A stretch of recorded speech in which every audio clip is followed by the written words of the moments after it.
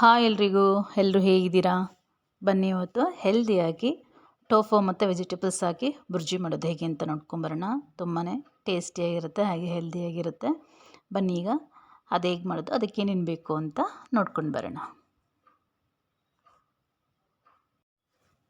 ನೋಡಿ, ಇಲ್ಲಿ ನಾನು ಮಿಕ್ಸ್ಡ್ ತರಕಾರಿನ ತೊಗೊಳ್ತಾ ಇದ್ದೀನಿ. ನಿಮ್ಗೆ ಇಷ್ಟ ಆಗಿದ್ದು ಯಾವುದೇ ತರಕಾರಿ ಬೇಕಾದರೂ ಹಾಕ್ಕೋಬೋದು. ನಾನಿಲ್ಲಿ ಕ್ಯಾಪ್ಸಿಕಮ್ ತೊಗೊಂಡಿದ್ದೀನಿ, ಕ್ಯಾರೆಟು, ಬೀನ್ಸು ಹಾಗೆ ಟೊಮೊಟೊ ಇಷ್ಟನ್ನು ಹಾಕ್ಕೊಳ್ತಾ ಇದ್ದೀನಿ. ನಾನಿಲ್ಲಿ ಕಲರ್ ಕ್ಯಾಪ್ಸಿಕಮ್ನ ಬಳಸ್ತಾ ಇದ್ದೀನಿ. ನೀವು ಬೇಕಾದ್ರೆ ಯಾವುದಾದ್ರೂ ಒಂದು ಕಲರ್ ಬೇಕಾದರೂ ಹಾಕ್ಕೋಬೋದು. ಸ್ವಲ್ಪ ಕಲರ್ಫುಲ್ ಆಗಿರಲಿ ಅಂತ ನಾನು 2-3 ಥರ ಕ್ಯಾಪ್ಸಿಕಮ್ನ ಬಳಸ್ಕೊಳ್ತಾ ಇದ್ದೀನಿ. ನಾರ್ಮಲಾಗಿ ಹೆಗ್ ಬುರ್ಜಿ ಮಾಡ್ತಾರಲ್ಲ ಅದೇ ರೀತಿಯೇ ಇದನ್ನು ಸಹ ಮಾಡೋದು. ನೋಡಿ, ತರಕಾರಿಗಳೆಲ್ಲ ಹಚ್ಚಿಟ್ಕೊಂಡಿದ್ದೀನಿ. ಈಗ ಮಸಾಲ ಪದಾರ್ಥಗಳು, ಆಲ್ಮೋಸ್ಟ್ ಎಲ್ಲ ಮಸಾಲ ಪದಾರ್ಥಗಳು ತೊಗೊಂಡಿದ್ದೀನಿ. ಧನಿಯಾ, chat masala, garam masala, pepper powder, ಧನಿಯಾ ಏನಂತಾರೆ ಜೀರಾ ಪೌಡ್ರು, ಆಮೇಲೆ ಚಿಲ್ಲಿ ಪೌಡ್ರು ಇಷ್ಟನ್ನು ತೊಗೊಂಡಿದ್ದೀನಿ. ಹಾಗೆ ಗೋಡಂಬಿನ ನೆನೆಸಿ ಪೇಸ್ಟ್ ಮಾಡಿ ಇಟ್ಕೊಂಡಿದ್ದೀನಿ. ಹಾಗೆ ಒಂದು ಸ್ವಲ್ಪ ಮಶ್ರೂಮು, ಅದನ್ನು ಕೂಡ ಸಣ್ಣದಾಗಿ ಕಟ್ ಮಾಡಿ ಇಟ್ಕೊಂಡಿದ್ದೀನಿ. ತರಕಾರಿಗಳು ನೋಡಿ, ನಾನು ಇಲ್ಲಿ ಎಲ್ಲವೂ ಹಚ್ಚಿಟ್ಕೊಂಡಿದ್ದೀನಿ ನೀಟಾಗಿ. ಒಂದು ಮೀಡಿಯಮ್ ಸೈಜಲ್ಲಿ ಹಚ್ಚಿಟ್ಕೋಬೇಕಾಗತ್ತೆ. ಹಾಗೆ ಅದ್ರ ಜೊತೆಗೆ 1-2 ಈರುಳ್ಳಿನೂ ಸಹ ಹಚ್ಚಿಟ್ಕೊಂಡಿದ್ದೀನಿ. ನಿಮ್ಗೆ ಇಷ್ಟ ಆಗಿದ್ದು ಯಾವ ತರಕಾರಿ ಬೇಕಾದರೂ ಹಾಕ್ಕೋಬೋದು.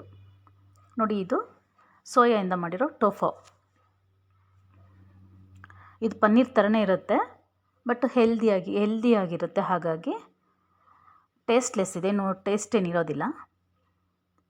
ಹೆಲ್ದಿಯಾಗಿ ತಿನ್ನಬೇಕು, ಹೈ ಪ್ರೋಟೀನ್ ಅಂತ ಹೇಳ್ಬೋದು. ಇದ್ರ ಜೊತೆಗೆ ನಾವು ವೆಜಿಟೇಬಲ್ಸ್ ಮಿಕ್ಸ್ ಮಾಡೋದ್ರಿಂದ ಹೆಲ್ದಿಯಾಗಿ ಇರುತ್ತೆ.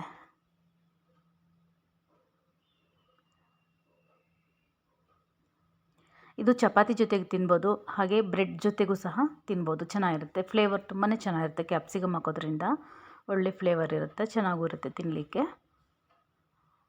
ಈಗ ಇದನ್ನು ನೀಟಾಗಿ ಸ್ಮ್ಯಾಶ್ ಮಾಡ್ಕೊಳ್ಳೋಣ.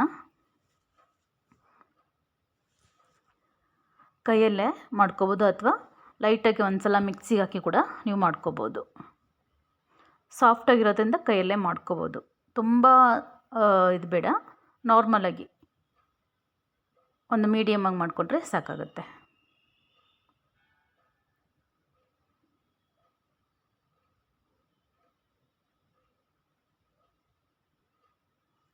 ನೋಡಿ, ಈಗ ಎಲ್ಲವೂ ಮಾಡಿಟ್ಕೊಂಡಿದ್ದೀನಿ ಈ ರೀತಿ.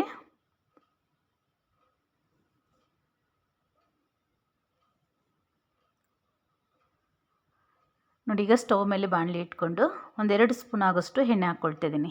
2 ಸ್ಪೂನು ಇಲ್ಲ, ಒಂದೂವರೆ ಸ್ಪೂನ್ ಆಗೋಷ್ಟು ಎಣ್ಣೆ ಹಾಕ್ಕೊಳ್ತಾ ಇದ್ದೀನಿ. ಎಣ್ಣೆ ಇದಕ್ಕೆ ತುಂಬಾ ಕಮ್ಮಿ ಬಳಸ್ತಾ ಇದ್ದೀನಿ. ಹಾಗೆ ಒಂದು ಸ್ವಲ್ಪ ಜೀರಿಗೆ ಹಾಕ್ಕೊಂಡು, ಜೀರಿಗೆ ಸಿಡಿದ ನಂತರ ನಾವು ಹಚ್ಚಿಟ್ಕೊಂಡಿದ್ದ ತರಕಾರಿಗಳನ್ನ ಹಾಕ್ಕೊಳ್ಳೋಣ.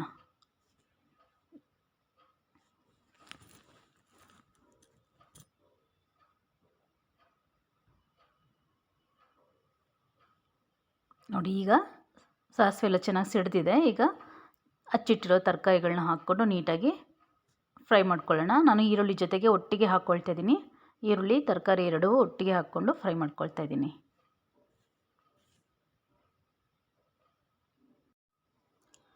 ಎಲ್ಲವೂ ನೀಟಾಗಿ ಮಿಕ್ಸ್ ಮಾಡಿಕೊಂಡು ಒಂದು 5 ನಿಮಿಷ ಇದನ್ನು ಬೇಯಲಿಕ್ಕೆ ಬಿಟ್ಬಿಡೋಣ, ಒಂದು ಪ್ಲೇಟ್ ಮುಚ್ಚಿಬಿಟ್ಟು.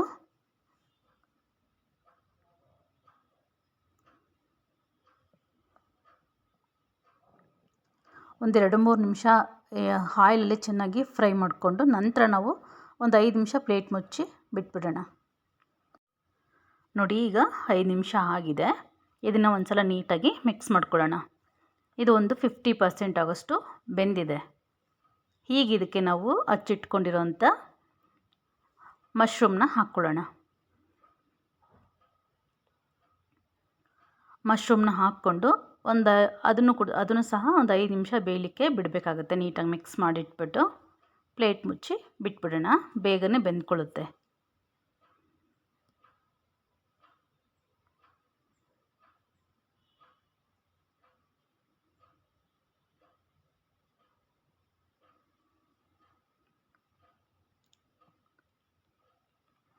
ಈಗ 5 ನಿಮಿಷ ಆಗಿದೆ.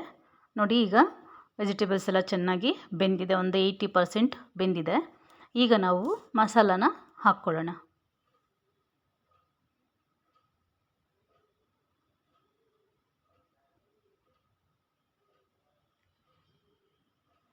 ಮೀಡಿಯಮ್ ಫ್ಲೇಮಲ್ಲೇ ಬೇಯಿಸ್ಕೊಳ್ಳೋದ್ರಿಂದ ತರಕಾರಿನೂ ಸಾಫ್ಟಾಗಿ ಚೆನ್ನಾಗಿ ಬೇಯುತ್ತೆ, ಟೇಸ್ಟು ಸಹ ಚೆನ್ನಾಗಿರುತ್ತೆ. ಇವಾಗ ನಾವು ತೆಗೆದಿಟ್ಕೊಂಡಿದ್ದಂಥ ಎಲ್ಲ ಮಸಾಲಾಸು ಹಾಕ್ಕೊಂಡು ನೀಟಾಗಿ ಮಿಕ್ಸ್ ಮಾಡ್ಕೊಳ್ಳೋಣ. ತುಂಬ ಸಿಂಪಲ್ಲಾಗಿ ಬೇಗನೆ ಮಾಡ್ಕೋಬೋದು, ಟೇಸ್ಟಿಯೂ ಸಹ ಇರುತ್ತೆ, ಹೆಲ್ದಿಯಾಗೂ ಇರುತ್ತೆ.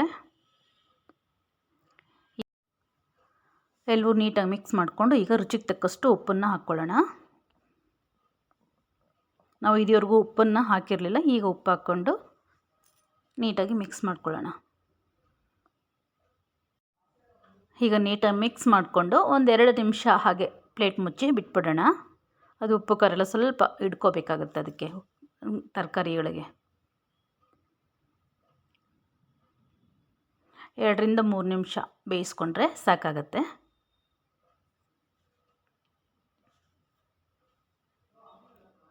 ನೋಡಿ ಈಗ ಎಲ್ಲವೂ ಚೆನ್ನಾಗಿ ಬೆಂದಿದೆ.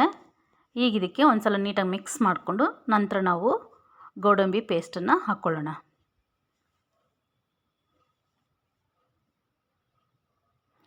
ಗೋಡಂಬಿ ಪೇಸ್ಟ್ ಬಂದು ಆಪ್ಷನಲ್ಲು, ಬೇಕು ಅಂದರೆ ಹಾಕ್ಕೋಬೋದು, ಬೇಡ ಅಂದರೆ ಸ್ಕಿಪ್ ಮಾಡ್ಬೋದು. ಹಾಕೋದ್ರಿಂದ ಬೈಂಡಿಂಗ್ ಅನ್ನೋದು ಚೆನ್ನಾಗಿ ಬರುತ್ತೆ, ಹಾಗೆ ಟೇಸ್ಟು ಕೂಡ ಚೆನ್ನಾಗಿರುತ್ತೆ, ಹಾಗೆ ಹೆಲ್ದಿಯಾಗಿ ಕೂಡ ಇರುತ್ತೆ. ನೀಟಾಗಿ 1-2 ನಿಮಿಷ ಚೆನ್ನಾಗಿ ಮಿಕ್ಸ್ ಮಾಡ್ಕೊಳ್ಳೋಣ. ಇದೆಲ್ಲ ಚೆನ್ನಾಗಿ ಮಿಕ್ಸ್ ಮಾಡಿಕೊಂಡು ಹಸಿ ಸ್ಮೆಲ್ ಹೋಗಾದಮೇಲೆ ನಾವು ಟೋಫು ಇತ್ತಲ್ಲ ಪೌಡ್ರ್ ಮಾಡ್ಕೊಂಡಿದ್ದು, ಆ ಟೋಫನ್ನು ಹಾಕ್ಕೊಂಡು ನೀಟಾಗಿ ಇನ್ನೊಂದು 5 ನಿಮಿಷ ನಾವು ಬೇಯಿಸ್ಕೋಬೇಕಾಗುತ್ತೆ. ಟೋಫು ವೆಜಿಟೇಬಲ್ಸು ಎಲ್ಲ ನೀಟಾಗಿ ಮಿಕ್ಸ್ ಆಗಬೇಕು, ಆ ರೀತಿ ನೀಟಾಗಿ ಒಂದಕ್ಕೊಂದು ಹೊಂದ್ಕೋಬೇಕು, ಅಲ್ಲಿವರೆಗೂ ನಾವು ಇದನ್ನು ಬೇಯಿಸ್ಕೋಬೇಕಾಗುತ್ತೆ.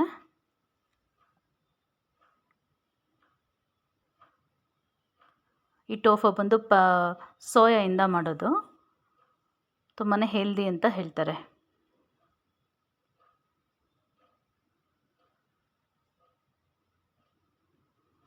ಈಗ ನೀಟಾಗಿ ಮಿಕ್ಸ್ ಮಾಡಿ ಇದಕ್ಕೆ ನೀರಂತೂ ಯಾವುದೇ ಕಾರಣಕ್ಕೂ ಹಾಕಬೇಡಿ, ಯಾಕಂದರೆ ವೆಜಿಟೇಬಲ್ಸಲ್ಲಿರೋದೇ ಸಾಕಾಗುತ್ತೆ ನೀರು, ಟೊಮೊಟೊ ಎಲ್ಲ ಹಾಕಿರ್ತೀವಲ್ಲ, ಹಾಗಾಗಿ ಅದ್ರಾಗಿರೋ ನೀರೇ ಸಾಕಾಗುತ್ತೆ. ಈಗ ಒಂದು 5 ನಿಮಿಷ ಚೆನ್ನಾಗಿ ಬೇಯಿಸ್ಕೊಳ್ಳೋಣ. ನೋಡಿ ಈಗ ಇನ್ನೊಂದು ಸಲ ನೀಟಾಗಿ ಮಿಕ್ಸ್ ಕೊಟ್ಕೊಂಡು ಇನ್ನೂ 1-2-3 ನಿಮಿಷ ಇದನ್ನು ಬೇಯಿಸ್ಕೋಬೇಕಾಗುತ್ತೆ. ನಿಮಗೆ ಗೊತ್ತಾಗ್ಬಿಡುತ್ತೆ, ಅದು ನೀಟಾಗಿ ಮೆಲ್ಟ್ ಆಗುತ್ತೆ. ಮೆಲ್ಟಾಗಿ ಅದು ಚೆನ್ನಾಗಿ ಹೊಂದ್ಕೋಬೇಕು ತರಕಾರಿ ಜೊತೆಗೆ, ಟೋಫು ಅನ್ನೋದು ಹೊಂದ್ಕೋಬೇಕು, ಅಲ್ಲಿವರೆಗೂ ಇದನ್ನು ಬೇಯಿಸ್ಕೋಬೇಕಾಗುತ್ತೆ. ಈಗ ಇನ್ನೊಂದು 2-3 ನಿಮಿಷ ನೀಟಾಗಿ ಪ್ಲೇಟ್ ಮುಚ್ಚಿ ಬೇಯಿಸ್ಕೊಂಬಿಡೋಣ. ನೋಡಿ ಈಗ ಆಲ್ಮೋಸ್ಟ್ ಬೆಂದಿದೆ, ಇದು ರೆಡಿ ಆದಾಗೆ. ಟೋಫು ವೆಜಿಟೇಬಲ್ಸ್ ಬುರ್ಜಿ ರೆಡಿಯಾಗಿದೆ. ತುಂಬ ಹೆಲ್ದಿಯಾಗಿರುತ್ತೆ, ಟೇಸ್ಟಿಯಾಗಿರುತ್ತೆ. ಇದು ಒಂಥರ ಟೇಸ್ಟು ನಮಗೆ ಪಿಜ್ಜಾ ತಿನ್ನೋ ಥರನೇ ಇರುತ್ತೆ.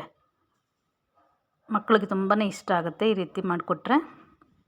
ನೋಡಿ ಈಗ ಟೋಫು ವೆಜಿಟೇಬಲ್ಸ್ ಬುರ್ಜಿ ರೆಡಿಯಾಗಿದೆ. ಮರಿದೆ ನೀವು ಒಂದು ಸಲ ಮನೆಯಲ್ಲಿ ಟ್ರೈ ಮಾಡಿ, ಹೇಗಿದೆ ಅಂತ ಮರಿದೆ ಕಮೆಂಟ್ ಮಾಡಿ. ಹಾಗೆ ಇನ್ನು ಯಾರೆಲ್ಲ ನನ್ನ ಚಾನಲ್ ಸಬ್ಸ್ಕ್ರೈಬ್ ಮಾಡ್ಕೊಂಡಿಲ್ಲ ದಯವಿಟ್ಟು ಸಬ್ಸ್ಕ್ರೈಬ್ ಮಾಡ್ಕೊಳ್ಳಿ. ವಿಡಿಯೋ ಪೂರ್ತಿ ನೋಡಿ, ನಿಮಗೆ ಇಷ್ಟ ಆದರೆ ಮಾತ್ರ ಒಂದು ಲೈಕ್ ಕೊಡೋದನ್ನು ಖಂಡಿತ ಮರಿಬೇಡಿ. Thank you for watching. Bye.